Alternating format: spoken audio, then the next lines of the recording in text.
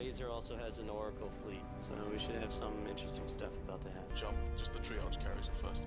Everyone clear? Let me see. muy liggéeyee fële ca hôtel King Fahd Véronique ñu ngi lay nuyu.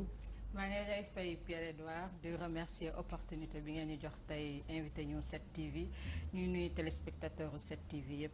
voilà Véronique coow li am King Fahd fan yii yëpp est-ce que mën nga ñu wax tey lan moo ko waral. et je pense que loolu noonu nañ ci sawar a wax dinaa ci sawar a wax en tant que secrétaire général des travailleurs donc ñun secteur hôtellerie la donc où on est touché par la pandémie moom mooy Covid-19 bi donc mbas bi boobu mu ñëwee fii c'est le secteur du tourisme qui a été beaucoup plus impacté parce que nous recevons ay clients yuy jógee étranger di ñëw di dal ci hôtel yi mbas bi bu mu amee woo nañu comme yeneen entreprise yëpp yu ñu def woo seen délégué yi ne leen mbas bi am na léegi il faut ngeen dem chômage technique te loolu ñu nangu ko parce que client su amuñu benn raison di toog ci hôtel bi léegi bu ñu leen ne dañuy dem chômage technique c'était un 18 mars. situation yi dafa doon am ci secteur hôtelier soo leen xoolee temps guerre golfe bi touché woon na secteur hôtellerie où il y avait pas de touristes temps période 11 septembre tamit touché woon na secteur hôtellerie où les gens ne venaient pas. ils ne voyageaient plus les hôtel yi ñu dundee alors. hôtel yi soo xoolee hôtel yooyu peut-être temps yooyu on était une chaîne hôtelière on était avec une grande chaîne américaine Starwood qui était là donc période yooyu bu mu amee travailleurs duñu doon toog duñu liggéey demoon nañ chômage mais réserve hôtel bi moo doon téye travailleurs yi ils avaient tous leurs droits on leur payait même des salaires pleins à un certain moment temps yooyu réserve hôtel bi bëri woon na sa ba duñu doon ñëw en appoint le Méridien Étoile qui était à Paris parce que ils étaient plus impactés par rapport ak ñun parce que yeneen réunion ngi doon am bu ñuy def travaux OCI tamit on était en chômage technique pendant 6 mois on a payé les travailleurs mais on n'a pas compris aujourd'hui avec tout ce que l'hôtel représente, tout ce que le King Fahd représente, début pandémie, on nous dit qu'on nous paye 50%. Ils nous ont présenté un protocole qu'on a refusé de signer parce que non seulement ils refusent la rotation des travailleurs, parce qu'au niveau du ministère du Travail, ils avaient soumis un guide à toutes les entreprises, que les gens fassent du télétravail, que les gens fassent par roulement, ainsi de suite. Il y a plein de recommandations qui ont été faites. Mais King Fahd, de ce que nous connaissons, 118 yoy, les ligués pendant 3 mois. Et que les 177 ñoom ils restent en chômage technique. 118 yi ñoom salaire plein la ñuy. salaire plein la ñuy am mais ñun ñii dem na nee nañ 50% lañ leen fay ñu ne ñun on va pas vous signer ce protocole puisque le chef de l'État doit se prononcer sur cette pandémie boobu chef de l'État defagul woon discours am mais bi chef de l'État defee discours au mois d'avril.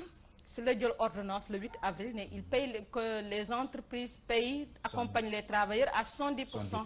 Et nous ce qu'on a vraiment on remercie le chef de l'État par rapport à ça quand même il nous a sauvés parce que j'étais sûre que su nekkul woon ordonnance boobu tey jii nii King Fahd moo ngi ci 50% yi. léegi bu ko président waxee kon. bu ko président waxee waaw mais bi ko président waxee président moo ngi ko wax le 8 avril le King Fahd est resté jusqu'au 21 avril. parce que bu ko président waxee il faut noter une chose il a dit au minimum 70%. Il y a des gens qui sont allés au-delà de 70% avec leurs travailleurs mais bu ñu dellu see le 21 avril bu ñu convoqué nous on s'attendait à ce que ñu ne président nee na lii mais ñun dinañ yokk lii bu ñu demee à notre grande surprise ils nous disent on se cale à l'ordonnance oui vous vous calez à l'ordonnance ok par rapport à la rotation il y aura pas de rotation 118 yi ñu maintenir ñoom ñoo fiy toog par 3 mois.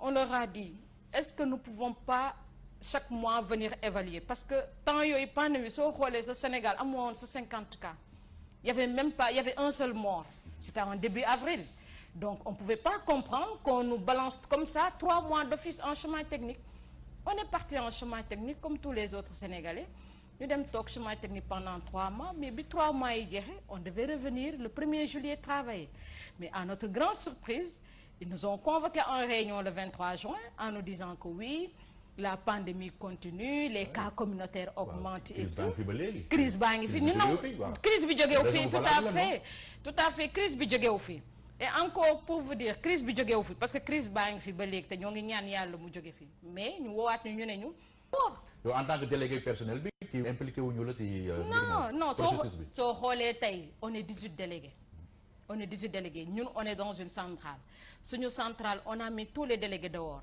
en chômage technique il ne reste qu'une seule personne bi nga xamante ni il peut pas se passer de lui mënul nekk on peut donc pas dafa am délégué yu favorable direction bi ak ñu défavorable. man je peux pas dire direction Voilà, yu favorable qu'est-ce qui se parce que passe? direction moom mooy def genre jeu boobu pour diviser pour mieux régner ça c'est les pratiques d'une entreprise am na entreprise yi nga xam ne ils divisent les gens pour qu'il y ait le mal comme ça ñu ne ñii ñoo far fi ñii ñoo far encore je dis tous les travailleurs qui sont là-bas ñu ñëpp benn lañ mais lan la ñuy demander équité ak justice parce que mënoo jël ay mêmes pères de famille les mêmes gens qui font le même travail au quotidien tu mets des gens yi nga xam ne qui ont ouvert l'hôtel depuis 1991 avec tous leurs métiers ainsi de suite et bien pire tey aujourd'hui à la place des travailleurs ils ont fait travailler des apprentis moom mooy koo xam ne ñëw mënagul liggéey bi il est à côté de toi nga koy naan defal lii tegal lii stagiaire.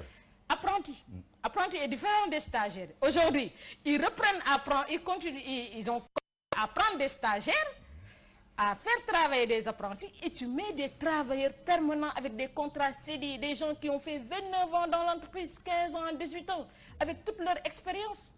Vous les mettez dehors et vous prenez d'autres gens. Donc, choix bobo, me pose problème. Mais de question, le chômage technique en tant que tel. Mais le fait de refuser de faire leur rotation et que nous n'sommes que si parce que tous les travailleurs sont à égale dignité. Nous avons 50%, nous avons 50%. Malgré tout, ces 50%, il y a un peu tous les mois. Non, 50%, moi, je fait, mais Pierre-Edouard, moi, Tabaski bi, moi, si j'ai 100 000 francs, tu me payes 50 000. Ça me salaire n'est que 100 000 de net. 100 000 de net, on me dit 50%. Je me retrouve avec 50 000. Je dem banque d'Agma. C'est ma IPM d'Agma. Il y a des gens qui sont retrouvés avec 25 000 ce mois-ci. Il y a la Tabaski. De quoi ils vont vivre? Donc, cette absence de solidarité de la part de la direction, c'est inhumain. Attention, taxaw na ci benn télé ne waaw les travailleurs du King Fahd ils n'ont pas à se plaindre ils ont telle prime mais aujourd'hui la prime ils refusent de la donner. Peut-être que suñ ko joxe woon y aura un accompagnement. prime bi ci ñaata la doon toll. prime bi 175 000 lañ doon jox mais période tabaski bi koo jox 175 000 au moins tu le soulages. Cette absence de solidarité moom la ñuy déplorer de la part de cette direction et cette absence de dialogue.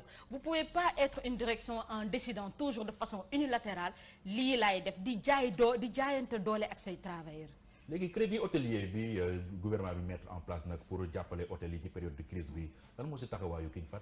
mais King Fahd ñun loolu moo ñu njëkkoon étonné parce que bu ñu demee si benn télé laaj leen am na ku leen benn journaliste bu leen posé question mais yéen comment se fait-il que vous dites que vous avez des difficultés et que am ngeen crédit hôtelier. Le directeur d'exploitation moom moo tontu woon ne moom ñoom gisuñu crédit hôtelier bi. Après nous on s'est posé la question j'ai dit un hôtel comme le King Fahd qui est un hôtel d'État, un patrimoine de l'État. L'État ne peut pas aider les autres structures hôtelières privées qui appartiennent à des privés mu bàyyi hôtelam ça n'a pas de sens. Après ñun dem nañ gëstu laajte nañ ministère du tourisme laajte ñuy gérer crédit hôtelier qui nous ont confirmé le King Fahd a reçu son crédit hôtelier. ñaata la recevoir.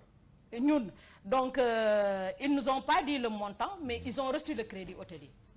Ils nous ont confirmé qu'ils ont reçu le crédit hôtelier mais ce crédit hôtelier qu'ils ont pris ils l'ont pas pris au nom de XY ils l'ont pris au nom de King Fahd. léegi li ñuy wax naan am na ay équipage yoo xam ne fa lañ compagnie aérienne yoo xam ne dañoo signé woon contrat foofu. mais ñëpp dañoo retiré seen contrat loolu naka la demee. parce que loolu man je dis que loolu direction je pense que ñoom ñooy signé contrat ak équipage xam nga nit ki su signé ak yow contrat am na loo xam ne da nga ko nar a motal. Nous on est que des travailleurs nous la direction met une stratégie. En disant que lii mooy procédure yi lii ak lii donc le travailleur il est là pour être au service du client lépp lu client bi soxla rek mais tey jii nii affaire yi su motewul ba ñi nga signé contrat décider rompre seen contrat à qui tu imputes la faute c'est pas la faute du travailleur c'est la faute de la direction. waaw mais est-ce que yombul tamit ngeen teg ko ci direction bi xam nga yéen da ngeen jege woon aéroport bi nekk Dakar mais le fait que ñu délocaliser aéroport bi aussi loolu mën na leen porter préjudice parce que équipage au lieu que ñuy jógee AIBD di ñëw ba King Fahd fii Diamniadio ngi fi am na ay réceptifs hôteliers am na également fii di Saly.